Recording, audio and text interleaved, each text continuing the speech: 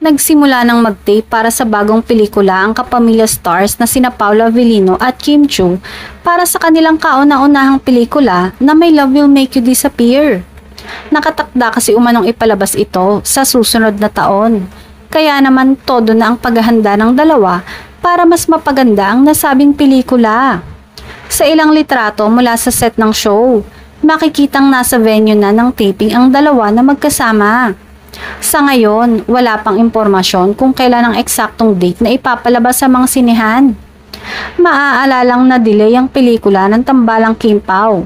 Ang unang kumalat nga na playdate ng Kim Pao ay October 2. Pero sabi ng isang taong tinanong, medyo matatagalan pa bago ang showing ng pelikula ni na Kim Chiu at Paulo.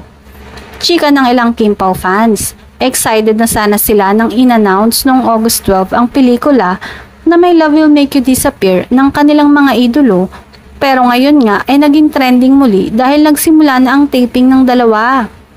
Araw-araw na naman kasi na magkakasama na tiyak na mas kakikiligan ng mga Kim Pao fans. Hindi lang sila basta magpapakilig, dahil mahuhusay naman talaga silang mga aktor, kaya naman ngayon pa lang ay abang-abang na kung anong atake ang kanilang mapapanood sa big screen.